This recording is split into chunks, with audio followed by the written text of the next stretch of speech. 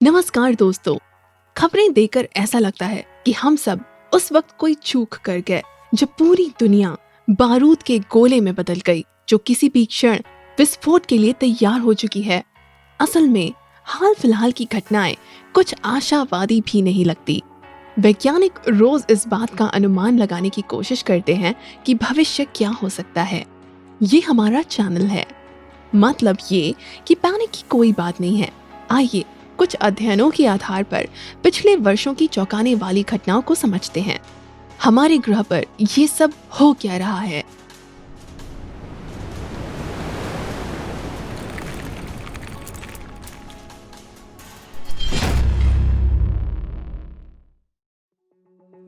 Antarctica में उच्चतम तापमान।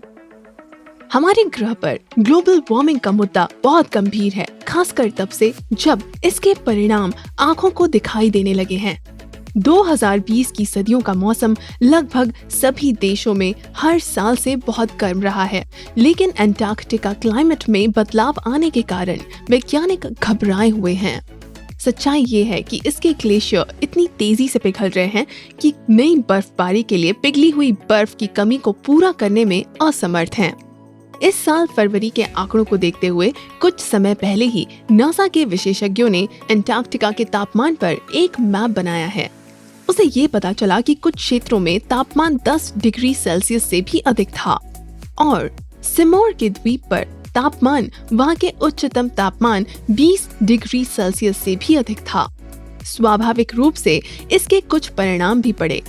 उदाहरण के लिए केवल 10 दिनों में द्वीप पर लगभग 20% बर्फ की चादर पिघल गई। विश्व मौसम विज्ञान संगठन के विशेषज्ञों का तर्क है कि इस तरह के बदलाव ग्रीनलैंड और अलास्का के लिए आम बात हैं, लेकिन अंटार्कटिका के लिए नहीं। लीड्स विश्वविद्यालय ने आधिकारिक आंकड़े पब्लिश किए कि पिछले 30 वर्षों में इस क्षेत्र में बर्फ की मात्रा 6 गुना कम हो गई है, जो लगभग 3 ट्रिलियन टन है। ये मुख्य रूप से शेल्फ ग्लेशियरों के पिघलने के कारण है। ऐसा महासागर का पानी गर्म होने की वजह से भी हुआ है। गैस की तबाही।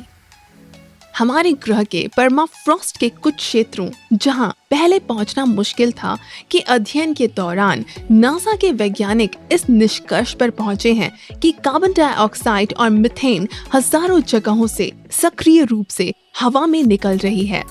उनका मानना है कि ये बहुत बुरा संकेत है, क्योंकि वायुमंडल में ऐसी गैसों की मौजूदगी से ग्रीन हाउस इफेक्ट पैदा होता है। शोधकर्ताओं ने अंटार्कटिका के 30,000 वर्ग किलोमीटर से अधिक का विश्लेषण करने के लिए इंफ्रारेड स्पेक्ट्रोमीटर का उपयोग किया।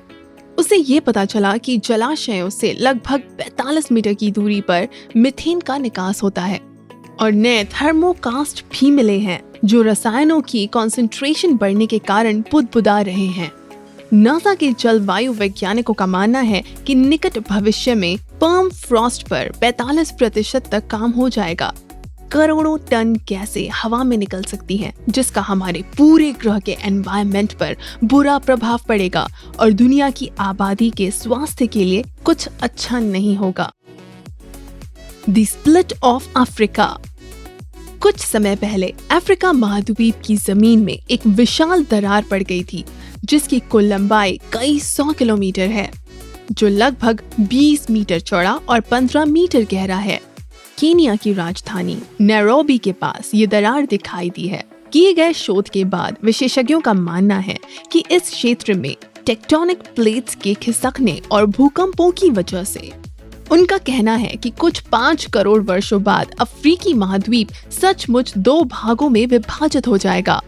वैसे अटलांटिक महासागर भी टेक्टोनिक प्लेटों के ऐसे फ्रैक्चर के कारण अलग होकर बना था, लगभग 13.8 करोड़ वर्षों पहले, उसी समय जब अफ्रीका और दक्षिण अमेरिका एक दूसरे से अलग हुए थे। निश्चित रूप से इस तरह की प्राकृतिक घटनाओं के परिणाम बहुत ही अप्रिय हो सकते हैं, क्योंकि यूरेशिया का पूरा यूरोपीय हिस्सा अफ्रीकी टेक्टोनिक प्लेट से प्रभावित होता है। आर्कटिक की बर्फ में माइक्रोप्लास्टिक। ये किसी के लिए कोई रहस्य नहीं है कि प्लास्टिक आज पर्यावरण के लिए बहुत बड़ा खतरा है। मानव द्वारा इसकी अत्यधिक खपत के कारण समुद्र और समुद्र की गहराई में कई जानवर इसके प्रदूषण से पीड़ित हैं। लेकिन हाल ही में नॉर्वे की एक मशहूर इंस्टीट्यूट के वैज्ञानिकों ने ये पाया कि आर्कटिका में बर्फ के साथ प्लास्टिक के कण भी बाहर गिरने लगे हैं। लेकिन ऐसा कैसे हो सकता है और कितना खतरनाक हो सकता है? अध्ययन के प्रमुख लेखक डॉक्टर मेलानी बैगमैन आर्कटिक बर्फ के नमूनों में बारीक प्लास्टिक कणों की संख्या को देखकर हैरान थे, भले ही वो आकार में 5 मिलीमीटर से अधिक नहीं थे। अंदाजा लगाइए, 1 लीटर पिघली बर्फ में लगभग 10,000 कण मौजूद थे। आमतौर पर अब तक ऐसा माना जाता था कि आर्कटिका हमारे ग्रह के कुछ ऐसे क्षेत्रों में से एक है जो अभी तक प्लास्टिक कचरे से दूषित नहीं हुआ है। लेकिन अब पता चला कि ऐसा नहीं है। वैसे तो वैज्ञानिकों ने 17 अलग अलग प्रकार के माइक्रोप्लास्टिक की पहचान कर ली है, लेकिन बर्फ में रबर के कण और अन्य सिंथेटिक कण भी पाए गए हैं। डॉक्टर बर्गमैन और उनके कलीग्स का मानना है कि ये कण हवा के रास्ते आर्कटिका की बर्फ में प्रवेश कर गए होंगे। अब वैज्ञानिक सक्रिय रूप से इस सिद्धांत का अध्ययन करने की कोशिश कर रहे हैं और ये समझने की कोशिश कर रहे हैं कि माइक्रोप्लास्टिक लोगों, जानवरों और खास तौर पर पर्यावरण के लिए कितना खतरनाक हो सकता है। Asteroid Apophis. ज्यादा समय नहीं बीता ये खबर आए हुए कि अंतरिक्ष में से एक बड़ा एस्टेरॉयड एपोफिस पृथ्वी की ओर बढ़ रहा था। इसका नाम प्राचीन मिस्र के दानव एपोसिस पर रखा गया, जो बुराई और विनाश का प्रतीक है। वैज्ञानिकों का मानना है कि जब ये पृथ्वी के पास से गुजरेगा तब ये न केवल जलवायु को बुरी तरह से प्रभावित करेगा, बल्कि सागरों में कई सारे सुनामी भी उठा सकता है। रिसर्च के मुताबिक एस्टेरॉयड 370 मीटर चौड़ा है और 2068 में पृथ्वी के पास से गुजरेगा। नासा के विशेषज्ञों के अनुसार सौभाग्य से एपोफिस के हमारे ग्रह से टकराने की संभावना बहुत ही कम है, लगभग 2.7%। लेकिन फिर भी नासा के कुछ वैज्ञानिक अभी भी सैटेलाइट्स की मदद से इस एस्टेरॉयड की ट्रैजेक्टरी को गहराई से समझने की तैयारी कर रहे हैं और वो 2029 में होगा, जब एपोफिस पृथ्वी से अध्ययन योग्य उचित दूरी पर होगा। यदि एस्टेरॉयड के पृथ्वी से टकराने की 2.7% संभावनाओं के बारे में सोचें तो ऐसा होने से बहुत बुरे परिणाम निकलेंगे। उदाहरण के लिए, एपोफिस के केवल एक टुकड़े और एक बड़ी मात्रा में उठी हुई धूल ग्रह को पूरी तरह से सूर्य से कवर कर देगी, जिसके परिणाम स्वरूप तापमान में तेजी से कमी आएगी और क्लाइमेट पूरी तरह से बदल जाएगा। वोल्केनो डोम। अंत में एक और दिलचस्प मामले के बारे में बात करते हैं। ऐसे लगता है कि 50 साल बाद कुछ चौंकाने वाली घटनाएं हमें आश्चर्यचकित कर सकती हैं। हाल ही में अमेरिका के भूवैज्ञानिक सर्वेक्षण ने कुछ रेयर फोटोग्राफ पब्लिश की हैं। एक ज्वालामुखी जिसके मुख से ऊपर लावा एक गुंबद के आकार में उठता है। पता ये चला कि वो फोटो 1969 में हवाई में स्थित किलाउइया ज्वालामुखी के विस्फोट के दौरान ली गई थी। विस्फोट 3 दिनों तक चला था और लावा गुंबद की ऊंचाई 20 मीटर तक पहुंच गई थी। वैज्ञानिकों का कहना है कि लावा के इस तरह के फव्वारे केवल उन दुर्लभ मामलों में होते हैं जब ज्वालामुखी की गहराई में गैस का बुलबुला बनता है। ऐसा होने पर जब लावा फैलता है तो वो वेंट को बंद कर देता है, जिस वजह से लावा गुंबद के रूप में सतह से बाहर निकल आता है।